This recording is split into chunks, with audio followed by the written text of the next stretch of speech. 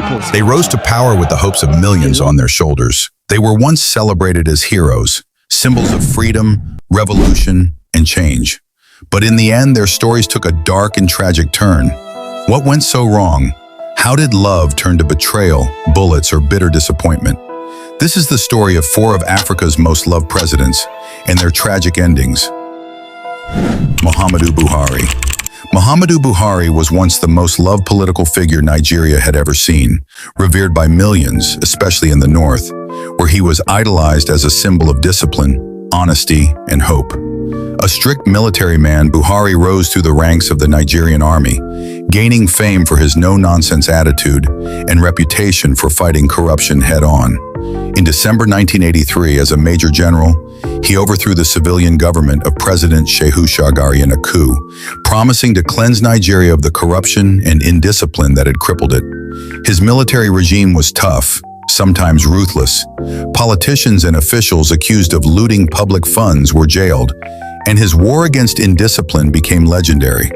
To the poor and powerless, Buhari was seen as a rare, honest man in a system rotten to its core.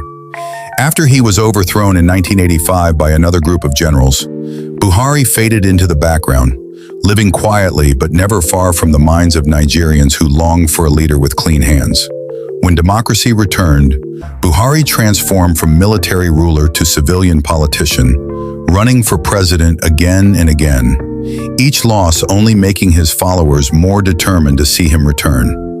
In 2015, at the age of 72, that dream came true. Buhari defeated an incumbent president and was sworn in amid nationwide celebrations. For millions, it felt like Nigeria had been given a second chance. But as time passed, the promise of change slipped away. Insecurity spread in the form of banditry, kidnappings, and terrorism. Economic hardship deepened, inflation soared, and corruption scandals stained his government just like those he once condemned. The same poor masses who had once lifted him high found themselves worse off, struggling daily to survive. The chants of Sai Baba, once roared with pride, turned into bitter jokes and whispered regrets in marketplaces and homes. After 8 years in power, Buhari stepped down in 2023, leaving behind a nation still divided, battered by poverty and violence. Then, in July 2025, news of his death broke. But instead of quiet mourning, many parts of the north erupted in an outpouring of mocking insults and celebration. Videos of young men rejoicing, dancing on the streets, and cursing his name spread across social media, shocking the world.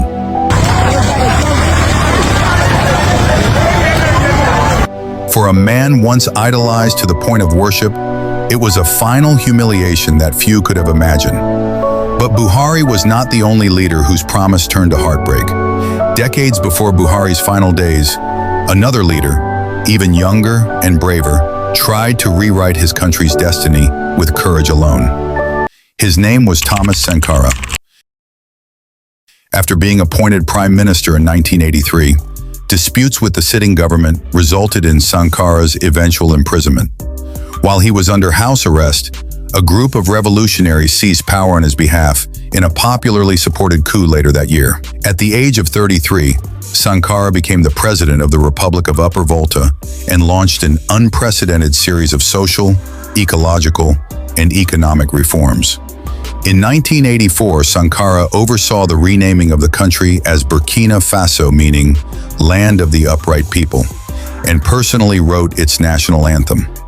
His foreign policy was centered on anti-imperialism, and he rejected loans and capital from organizations such as the International Monetary Fund. However, he welcomed some foreign aid in an effort to boost the domestic economy, diversify the sources of assistance, and make Burkina Faso self-sufficient. His domestic policies included famine prevention, agrarian expansion, land reform, and suspending rural poll taxes, as well as a nationwide literacy campaign and vaccination program to reduce meningitis, yellow fever, and measles. Sankara's health programs distributed millions of doses of vaccines to children across Burkina Faso. His government also focused on building schools, health centers, water reservoirs, and infrastructure projects.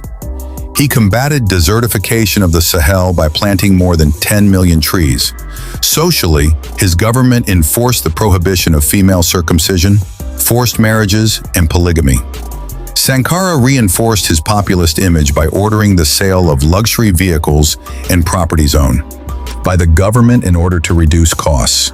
In addition, he banned what he considered the luxury of air conditioning in government offices and homes of politicians.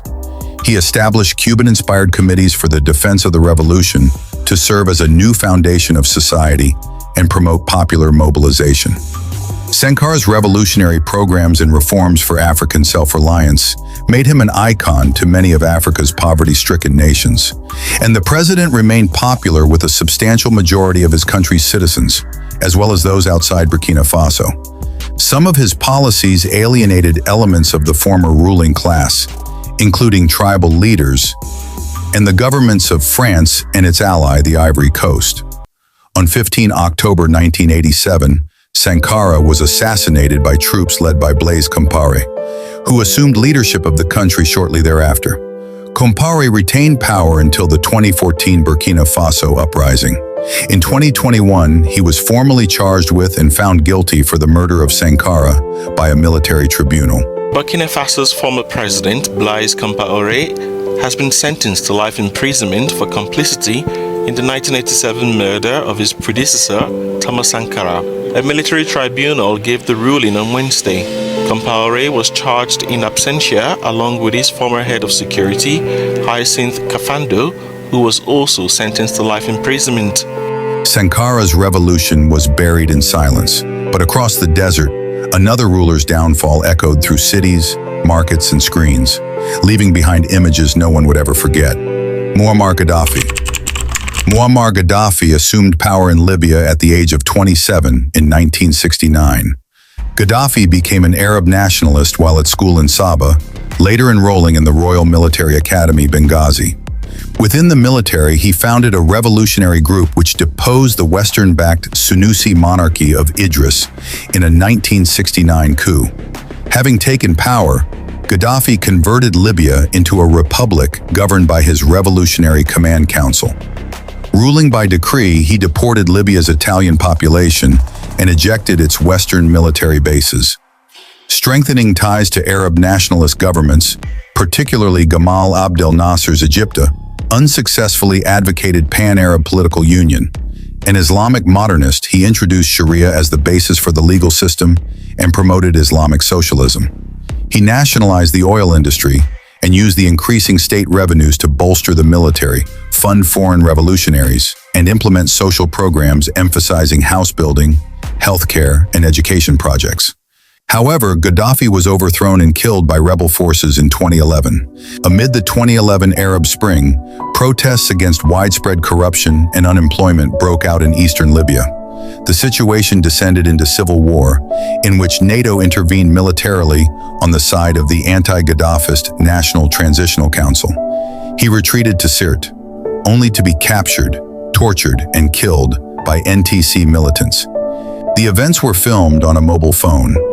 A video appears to picture Gaddafi being poked or stabbed in the anus with some kind of stick or knife. Pulled onto the front of a pickup truck, he fell off as it drove away. His semi-naked body was then placed into an ambulance and taken to Misrata. Upon arrival, he was found to be dead. Sadly, official NTC accounts claim that Gaddafi was caught in a crossfire and died from bullet wounds. Other eyewitness accounts claim that rebels had fatally shot Gaddafi in the stomach. His corpse was placed in the freezer of a local market alongside the corpses of Yunus Jabir and Mutassim. The bodies were publicly displayed for 4 days, with Libyans from all over the country coming to view them. Footage of Gaddafi's death was broadcast extensively across media networks internationally. On 25 October, the NTC announced that Gaddafi had been buried at an unidentified location in the desert. We then transitioned to another hero among the most loved head of state of African countries, Jerry Rawlings John. Jerry John assumes power in Ghana at the age of 32 through a military coup in 1979. Rawlings was part of the Free Africa movement, an underground movement of military officers who wanted to unify Africa through a series of coups. Rawlings came to power in Ghana as a flight lieutenant of the Ghana Air Force, following a coup d'etat in 1979. Prior to that, he led an unsuccessful coup attempt against the ruling military government on Tuesday, 15th May 1979, just 5 weeks before scheduled democratic elections were due to take place.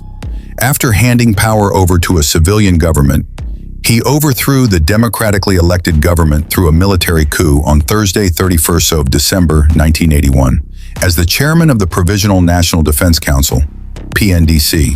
In 1992, Rawlings resigned from the military, founded the National Democratic Congress, NDC, and became the first president of the Fourth Republic. He was re-elected in 1996 for 4 more years. After 2 terms in office, the limit according to the Ghanaian constitution, Rawlings endorsed his vice president John Adam Mills as a presidential candidate in 2000. But Rawlings's ending was not the heroic retirement many imagined. He lived to see the political elite he once toppled return stronger than ever, and many of his allies turn rivals. He watched his own chosen successor lose power, and his legacy slowly picked apart by corruption and old enemies. On 12th November 2020, Rawlings died unexpectedly at Korlebu Teaching Hospital in Accra, reportedly from COVID-19 complications, just weeks after burying his mother, Victoria Agbo Tui.